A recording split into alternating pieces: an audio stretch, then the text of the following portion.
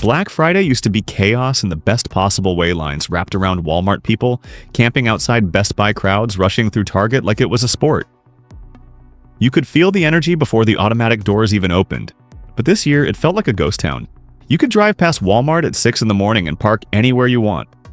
Costco looked like it was hosting a private event for 5 people. Best Buy had mountains of TVs stacked up, with nobody there to take them home. For the first time in decades, the biggest shopping day in America didn't look busy. It looked broken, and you feel it too. Prices are high, rent is high, groceries are crushing people. Folks didn't skip Black Friday because they were lazy. They skipped it because life finally became more expensive than the deals. Retailers won't say it out loud, but the message is clear: Black Friday didn't die by accident. Americans walked away and the economy just flinched. In this video, we break down exactly why. 1. The empty aisle effect. First, to understand these deeper shifts, we need to look at what happened right in front of us. On the surface, Black Friday should have been loud. It should have been messy. It should have felt like every year before, the kind of morning where you can't find a parking space and the doors at Walmart are fogged up from the crowd waiting outside. For decades, that was the rhythm: families bundled up in the cold, rushing in for the first deals of the season, kids tugging at their parents' sleeves, carts crashing into one another. This year told a different story. Instead of that familiar chaos, Americans woke up to something: unsettling silence. The kind of quiet that makes you stop in your tracks, because you realize a tradition has slipped away without warning. You could pull into Walmart at 6 in the morning and have your pick of parking spaces, something that would have been unthinkable in the early 2000s. The stores felt like they were opening for a soft launch, not the biggest shopping day of the year. Inside, the shock only grew. The electronics departments, once the heart and heat of Black Friday, looked untouched. No lines, no rushing, no tug of war over a discounted TV. Best Buy had televisions stacked to the ceiling, perfectly arranged, almost waiting for a crowd that never arrived. Costco's aisles looked like they were preparing for a weekday afternoon, not a national shopping event. Even Target, usually the reliable middle ground, had wide-open spaces where you'd expect people pushing carts shoulder to shoulder. For anyone old enough to remember the real Black Fridays, this wasn't just surprising, it was eerie. We grew up with a certain picture of this day: people camping out overnight, coffee in hand, waiting for the doors to open. News clips showing crowds pushing through entrances. The occasional story of someone getting too carried away because the deals felt that important back then. There was energy, for better or worse. This year, that energy faded like someone turned the volume knob all the way down. Many Americans felt it personally. You could drive past the shopping centers you've known your whole life and feel something missing. You didn't see the familiar rush of cars weaving into the lots. You didn't see families hurrying inside with lists and plans. You didn't feel the pressure of the tradition. Instead, you saw open asphalt and still aisle signs that people quietly chose a different path this year. Online shopping explains part of it, but not all of it. Black Friday has seen digital growth for years, yet the stores never looked this empty. What changed was the mood. Families spent Thanksgiving talking about bills, rent insurance, and groceries, not gadgets or doorbusters. The conversations at the table drifted toward cutting back, paying off debt, keeping the household steady.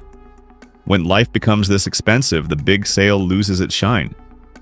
A discount on a new TV means little when the electric bill doubled. These empty aisles weren't a glitch or a coincidence.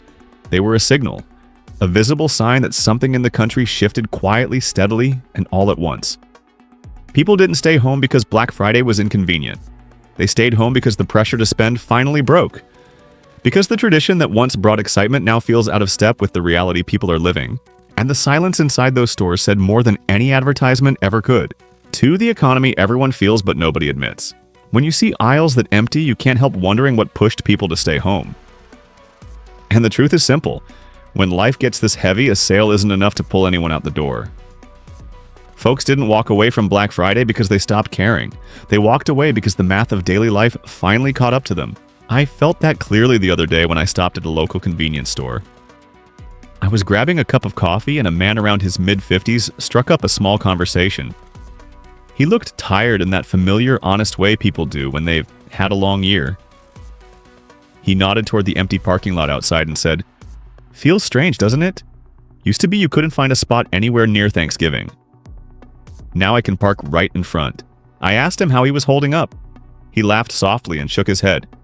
Trying, he said, "Work cut my hours back in September.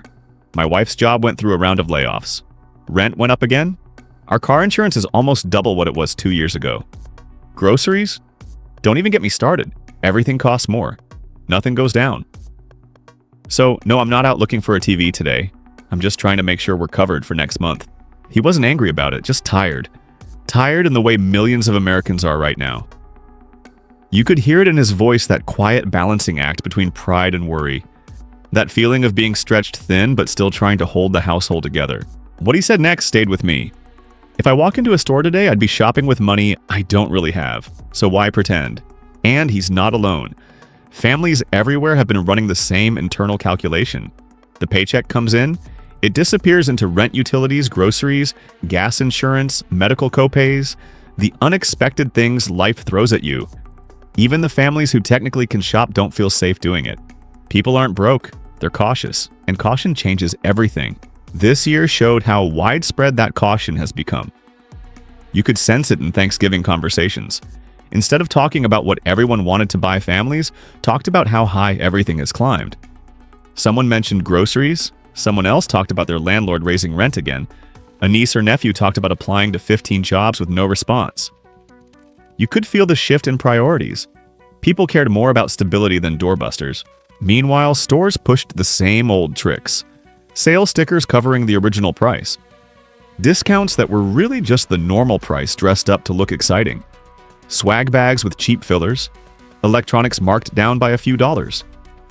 These offers don't hit the same when life outside the store feels unstable. The deals weren't good enough. The moment wasn't right.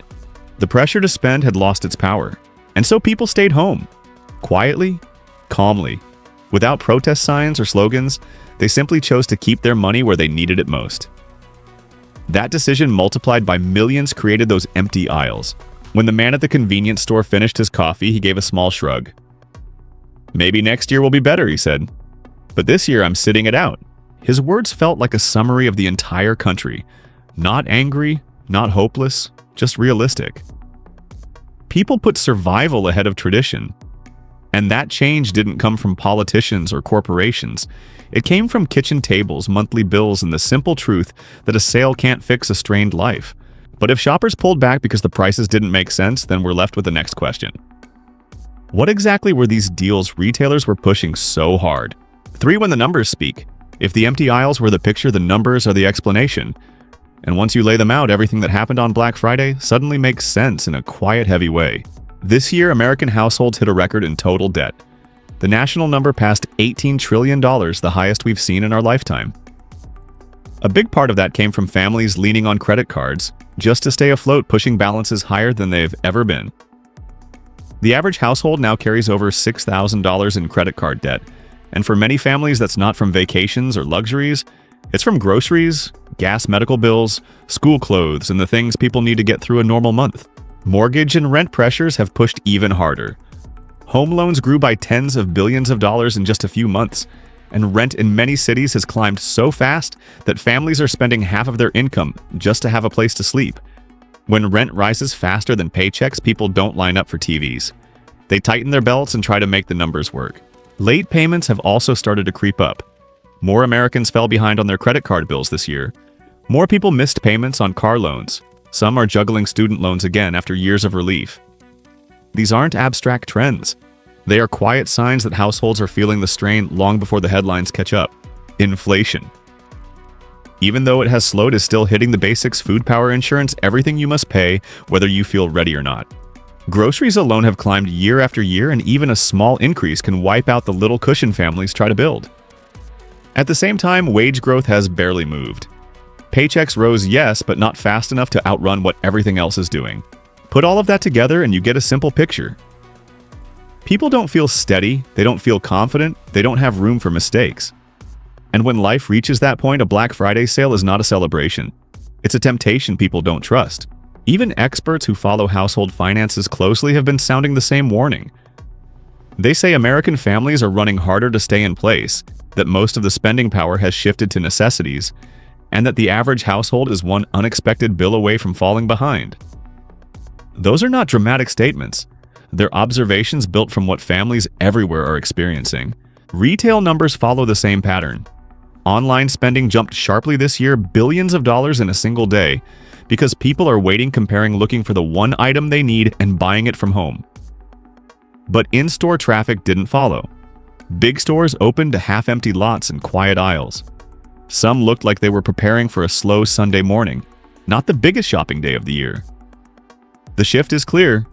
People are not shopping less. They are shopping differently, and they are spending far more carefully than before. And that carefulness carries a message. Families still want to celebrate. They still want to give. They still want joy. But they're choosing stability over impulse, security over tradition. It's not anger, it's not protest, it's survival instinct. When you look at the numbers this way, the emptiness on Black Friday wasn't a mystery at all. It was a mirror. It showed exactly where households are right now, stretched, cautious, and unwilling to let a discount push them over the edge. Now comes the next layer of people pulled back, and if money was this tight, then the offers in the stores had to meet higher expectations. In the next arc, we examine whether those deals were ever worth showing up for when the deals weren't deals at all. If money was already tight, the deals needed to be remarkable. They needed to give families a reason to step outside, fight the cold, and spend what little room they still had in their budgets. Instead, this year's Black Friday offers felt like a mismatched echo of the past. The prices didn't rise to meet the moment. They barely moved at all. The real numbers tell the story clearly. Many of the so-called discounts on basic household electronics were only marked down by $10 to $20. A television listed at $400 suddenly became Black Friday priced at $389. A popular blender advertised at half off revealed the same old price when shoppers peeled the sticker back. Clothing racks offered markdowns of 5 or 7%, barely enough to cover tax. In countless stores, the best deals looked like someone took a regular week's promotion and glued a Black Friday label on top. When families are facing over $6,000 in average credit card balances, a $15 markdown does not inspire confidence. When national household debt has crossed $18 trillion, a sale tag loses its shine. The gap between the pressure at home and the value in the store has never been wider. It's like handing a bucket of water to someone standing in a flood, technically helpful but painfully out of touch. Shoppers saw this gap up close. Some walked into Walmart expecting deep cuts and found Halloween leftovers marked as holiday specials. Others visited Best Buy and discovered that only 1 or 2 TV models were meaningfully discounted, while everything else sat at nearly the same price they saw all year. At Target, customers waited in freezing weather for swag bags that ended up holding items worth less than a few dollars. The disappointment was sharp because the effort felt bigger than the reward. Even small household goods showed the imbalance. Storage boxes marked 60% off were priced exactly as printed on their packaging. Kitchenware that claimed to be dramatically reduced was only $4 or $5 cheaper than normal. Toys that parents hoped would be affordable gifts showed reductions of less than 1%. These are not the kind of offers that make families feel understood. They are reminders that retailers misread the room. Experts who track retail pricing have been frank about this shift. Some say the traditional Black Friday model is running on leftover steam, offering shallow cuts, while living costs rise faster than paychecks. Others explain that stores can't afford steep discounts because their own costs, shipping, labor, storage have climbed sharply. That may be true. Hiding behind a sale tag, however, does not change what families see when they look at the shelf. The heart of the problem is simple. Black Friday used to feel like a moment when stores and shoppers met in the middle. Retailers dropped prices deeply and families responded with early mornings and crowded aisles. This year, the meeting point disappeared. Retailers held back. Families pulled back. The bridge that connected them thinned until it felt like air. Numbers make that picture clearer. If grocery prices have jumped more than 20% over the last few years, a $5 discount on small appliances means almost nothing. If rent has climbed by hundreds of dollars in many cities, a 7% markdown cannot compete. When insurance, utilities, school fees, gas, and medical costs keep rising, the definition of a deal changes completely. Black Friday didn't keep up with that new definition. People didn't stay home because they stopped caring about the tradition. They stayed home because the offers didn't speak to their reality. The gap between what shoppers needed and what retailers provided grew too wide to cross. The aisles were empty because the math didn't make sense. That gap leads directly to the next layer of this story, the anger and frustration that built up when families realized the holiday sales they once trusted no longer respected the pressure they live under. 5 inside the retailer's dilemma. If shoppers felt disappointed this year, retailers felt something just as heavy. The empty aisles weren't only a shock to customers. They were a warning to businesses that have been struggling under their own weight. Stores didn't hold back massive discounts because they were greedy or careless. Many simply didn't have the room to offer them. Behind every weak sale tag was a cost structure that has been tightening for years. Inside these companies, executives have been sounding alarms quietly. A former regional manager from a major national chain explained it plainly in an industry briefing. People think retailers are sitting on piles of margin. Most stores today are fighting just to break even. That's not a dramatic claim, it's the reality of a business model built on volume at a time when volume is the one thing disappearing. Shipping costs never returned to pre-pandemic levels. Even as ports cleared and demand stabilized, container prices stayed far higher than before. Every pallet of TVs, air fryers, toys, kitchenware, or seasonal goods arrived with a bigger bill attached. When the shipment costs rise, the sale prices must rise too, or the retailer takes the hit. Over time, those hits add up faster than customers ever see. Labor expenses climbed steadily as well. Retailers didn't only face minimum wage increases, they dealt with staffing shortages, high turnover mandatory overtime in peak seasons, and the price of training new hires again and again. One HR director described it like this: "We're hiring more people than we used to, just to keep the same hours open. We're paying more, but getting less stability." It's a tough loop. Inventory storage has become another hidden drain. Warehouses are fuller than they should be. Products that once moved instantly during Black Friday now sit for weeks or months. When an item stays in storage, it creates cost temperature control, insurance damage risks, shrinkage staffing. Multiply that by millions of units and the pressure becomes enormous. Retailers also face their own inflation. Utilities for giant stores increased. Insurance for massive buildings climbed. Technology costs jumped sharply as companies expanded online, ordering curbside pickup and hybrid logistics. Every one of those improvements is expensive. Every improvement cuts into the room for discounts. Then there's the problem no shopper sees: forecasting. Buyers have been struggling to predict what consumers will want, how much they're willing to spend, and when they'll spend it. The old patterns broke. A senior merchant at a major chain admitted that their internal models have been wrong more often than right since 2021. You don't want to overorder and get stuck. You don't want to underorder and miss sales. Either way, the cost is high. This is why some stores reduced inventory sharply, why others ordered too late, why certain categories had almost no meaningful discounts. Not because they didn't care, but because the risk of miscalculating is now enormous. A single bad season can push a store toward restructuring. A single wrong product line can wipe out an entire quarter. Retailers saw the same pressures, shoppers felt rising costs, shrinking margins, unpredictable behavior. They tried to compensate with careful pricing, early promotions, and extended sale weeks, but none of it created the spark they needed. They misread the mood of the country, not out of arrogance, but exhaustion. After years of unstable patterns, many chains simply didn't know how deep they could cut without hurting themselves. When families walked the aisles and found discounts that felt shallow, they assumed the stores weren't trying. In truth, many retailers felt backed into a corner. They were balancing survival against expectation. The customers wanted bigger deals. The stores needed breathing room. Both sides were strained. Both sides felt unheard. That tension created a wider gap than either side intended. Retailers felt misunderstood. Shoppers felt ignored. And between those two realities, Black Friday lost the common ground it once relied on. What comes next is shaped by that strain. Families began to feel something stronger than disappointment, a sense that the relationship between shopper and store is breaking down. And that emotion becomes the force that drives the next part of this story. 6. The breaking point beneath everything. What happened on Black Friday wasn't just shoppers pulling back or retailers misreading the moment. Something larger has been pushing both sides toward the same edge. It's the slow, grinding pressure of an economy that no longer moves in the way people grew up expecting. Families feel it in their kitchens. Companies feel it in their boardrooms. And both sides, strangely enough, are reacting to the same force. The first part of that force is instability. Not disaster, not collapse. Just the quiet, unsteady feeling that the ground doesn't hold the way it used to. For years, prices rose faster than pay. For years, companies rearranged their operations to survive unpredictable swings in demand. A rhythm that once felt familiar, steady jobs, steady bills, steady buying power, gave way to something uneven. Online discussions reflect this perfectly. On TikTok, Reddit, Facebook groups for parents, workers, and seniors, the tone has shifted. People aren't talking about bargains. They're talking about strategy, stretching paychecks, cutting back, choosing needs over wants.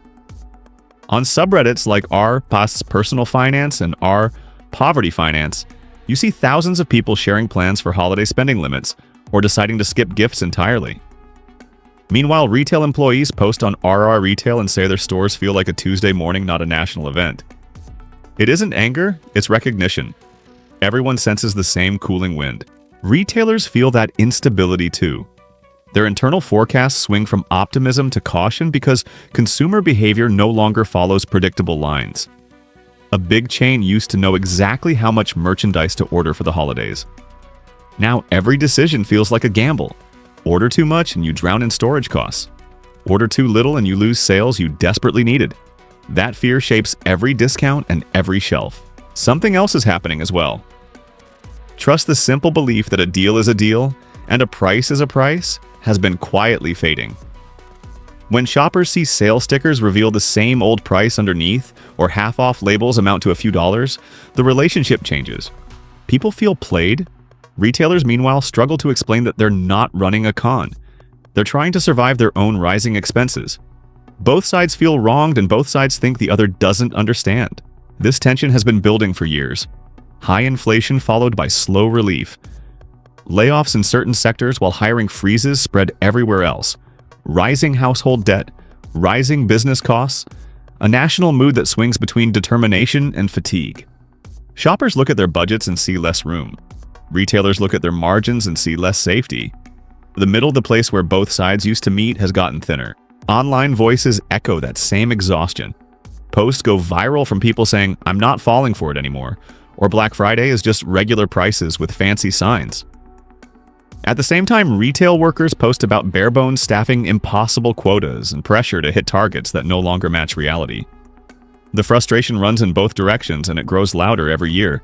Out of that frustration comes the breaking point.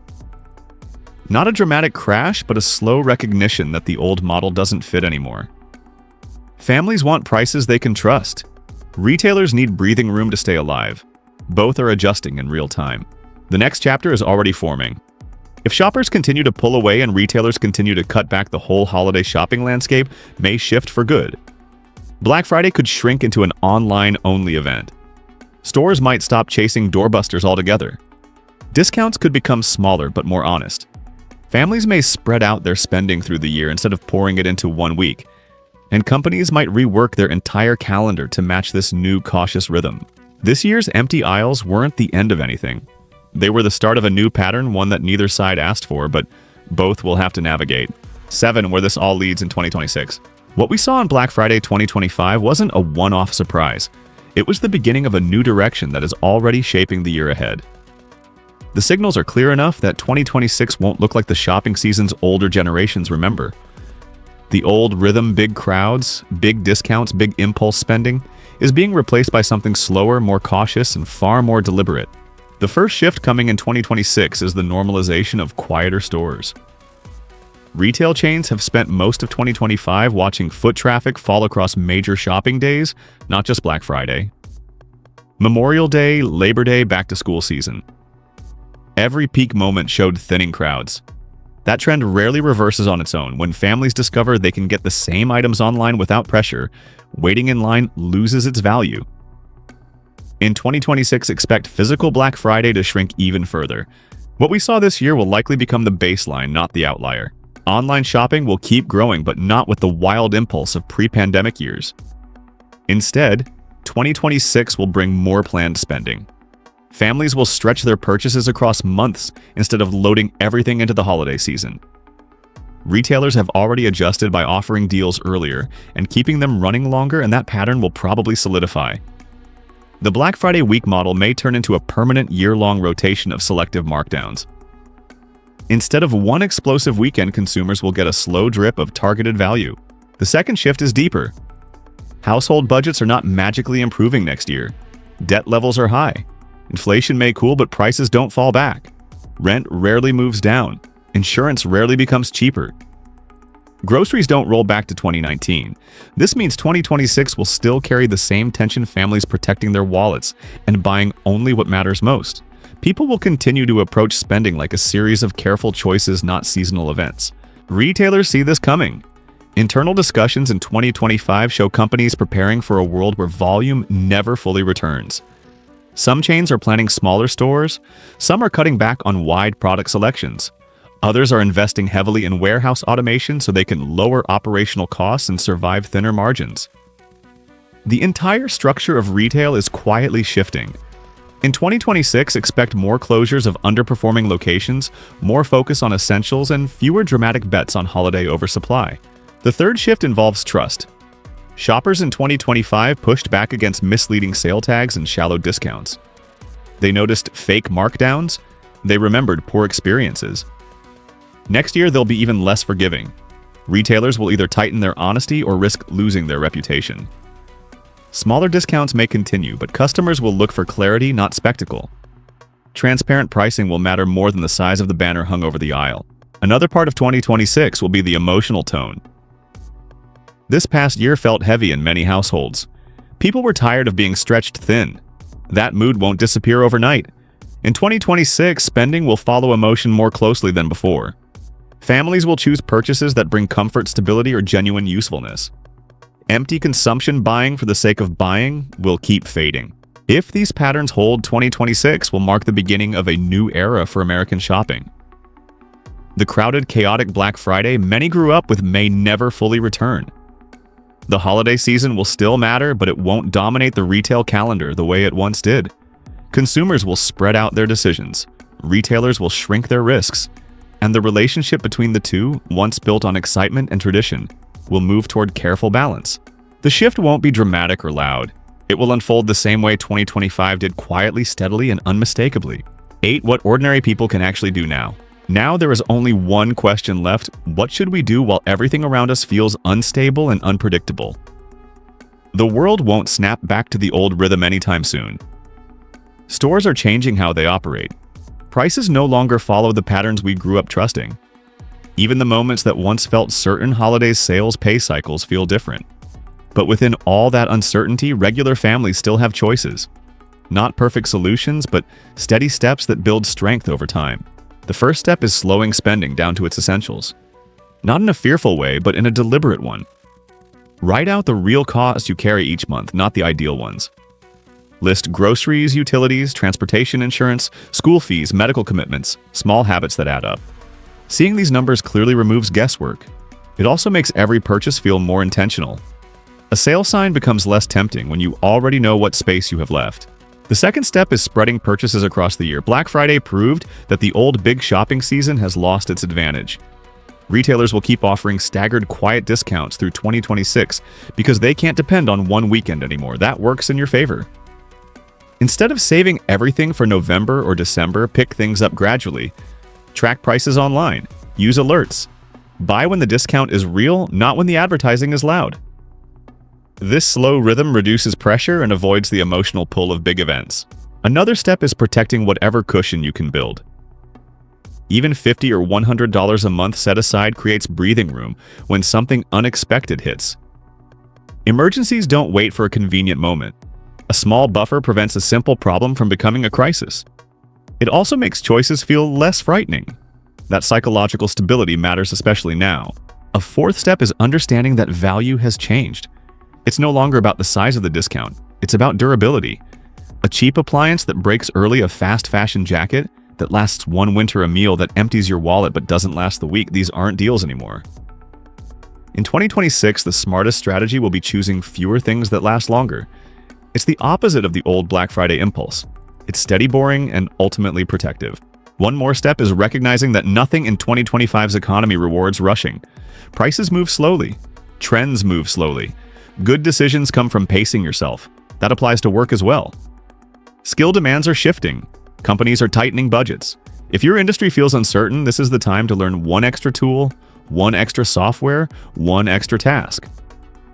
Not chasing a dream job, but widening your foundation, so no single change can shake you too deeply. The last step is emotional, refusing to let the noise convince you that you're failing. Many families feel embarrassed when budgets get tight.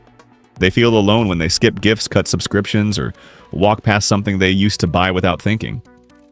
But the truth is simple. Millions are making the same adjustments. Entire stores, entire chains, even entire industries are restructuring because everyone is doing the same thing you are doing, trying to stay steady. None of these steps fix the economy. They don't erase inflation or debt or empty aisles, but they protect you. They give structure to a time that has felt confusing and unpredictable. They help you move through a shifting world without losing your footing. This era may be unstable, but it's also a moment to rebuild healthier habits, slower choices, clearer priorities, stronger foundations. If 2025 taught us anything, it's that the loudest promises aren't always the truest. In 2026, the advantage goes to the households that move with purpose, not pressure. The story of Black Friday 2025 wasn't just about empty stores. It was a reminder of how quickly the world can shift around us and how ordinary people adapt faster than any headline gives them credit for. Families made thoughtful choices. Retailers faced hard realities. The old script fell apart, but something steadier is beginning to form in its place. If there's one message to carry into 2026, it's that the future isn't shaped by chaos alone. It's shaped by how we respond to it. Small decisions, clearer priorities, quieter confidence. These are the tools that help households stand firm when everything else feels uncertain. The coming year will bring its own challenges, but also its chances to reset, rebuild, and rethink what truly matters. And if we move with intention rather than fear, we may find that this difficult season becomes the start of a stronger one. This video does not promote division within the United States or encourage segregation. All content is presented for the purpose of exploration, analysis, and fostering discussion based on current events, public sentiment, and social trends. We fully respect the United States Constitution and all federal regulations. If today's analysis made you think, drop a comment so we can keep the conversations going. And don't forget to like, subscribe, and hit the bell so you will never miss our next independent deep dive.